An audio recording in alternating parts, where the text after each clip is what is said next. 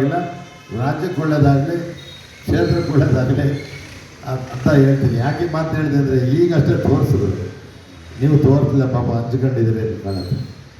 ಅದರಿಂದ ಹಣೆ ಬರೋಕ್ಕೆ ಹೊಣೆ ಯಾರೂ ಇಲ್ಲ. ನನ್ನ ಹಣೆಯಲ್ಲಿ ಏನು ಬಂದಿದೆ ಅದಾಗ್ತದೆ. ನಿಮ್ಮ ಮಕ್ಕಳು ಯಾರು ಏನಾಗ್ತೀರ ಅಂತ ಗೊತ್ತಿಲ್ಲ. IAS ಆಗ್ಬೋದು, IPS ಆಗ್ಬೋದು, ರಾಜಕಾರಣಿಗಳ ಮಕ್ಕಳಾಗ್ಬೋದು. ಅದರಿಂದ ಅದಕ್ಕೆ ಯಾವಾಗಲೂ ಹೇಳ್ತಿರ್ತೀನಿ, ಹಣೆ ಬರೋಕ್ಕೆ ಹೊಣೆ ಇಲ್ಲ. ನಾನೊಬ್ಬ ಸಾಮಾನ್ಯ ಮಧ್ಯಮ ವರ್ಗದ ರೈತರ ಮಗನಾಗಿ ಬಂದವನು. ಇವತ್ತು ರಾಜ್ಯ ಮತ್ತು ರಾಷ್ಟ್ರ ಮಟ್ಟದವರೆಗೂ ಪಾಪ ಅವ್ರು ಹೇಳಿದ್ದಾರೆ, ಸಹಕಾರಿ ಕ್ಷೇತ್ರದಲ್ಲಿ ಅನುಭವ ಇಲ್ಲ. ನಮ್ಮೂರಿನ ಸೊಸೈಟಿಯಿಂದ ಹಿಡಿದು, ಹಳ್ಳಿ ಸೊಸೈಟಿಯಿಂದ ಹಿಡಿದು ದಿಲ್ಲಿವರೆಗೂ ನಾನು ಕೆಲಸ ಮಾಡ್ತಾ ಇದ್ದೇನೆ, ಈಗಲೂ ಮಾಡ್ತಾ ಇದ್ದೇನೆ. ಅದರಿಂದ ಅದರಲ್ಲಿ ಅನುಭವ ಇದೆ. ಏಕೆಂದರೆ ಭಾಳಷ್ಟು ಜನ ರೈತರು ಪಾಪ ನಾನು ಬೇಕು, ನಾನು ಇರಬೇಕು ಅಂತ ಹೇಳಿ ಬಯಸ್ತಾರೆ. ಆಯ್ತು, ಈ ಸಂದರ್ಭದಲ್ಲಿ ಹೇಳೋದು ಬೇಕಾಗಿರಲಿಲ್ಲ, ಯಾಕೋ ಮನಸ್ಸಿನ ನೋವಾಯಿತು. ಅದು ಗೊತ್ತಾಗಲಿ ಅವ್ರಿಗೆ ಅಂತ. ಯಾಕೆಂದರೆ ಮಂತ್ರಿ ಮಾಡಿದ್ರೆ ಬಿದ್ದೋಗುತ್ತೆ ಸರ್ಕಾರ ಅಂತಾರಲ್ಲ, ಅದಕ್ಕೋಸ್ಕರ ನಾನು ಮಂತ್ರಿ ಮಾಡೋದು ಬೇಡ, ಸರ್ಕಾರ ಭದ್ರವಾಗಿರಲಿ, ನಾನು ಮಂತ್ರಿ ಆಗಿರೋದು ಚಿಂತೆ ಇಲ್ಲ. ಇವತ್ತು ಏನು ವಿದ್ಯಾರ್ಥಿಗಳು ನೀವೆಲ್ಲ ಉತ್ಸಾಹದಿಂದ ಬಂದಿದ್ದೀರಿ, ಉತ್ತಮವಾದಂಥ ಫಲಿತಾಂಶ ಬರ್ಬೋದು. ಮತ್ತು ದಾಖಲಾತಿ ಇನ್ನೂ ಅವಕಾಶ ಇದೆ.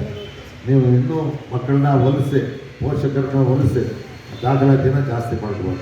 ಬಹುಶಃ ನಾನು ಪ್ರಥಮ ಸಾರಿ ಶಾಸಕನಾದಾಗ 1000 ತಂದಿದ್ದಾರೆ.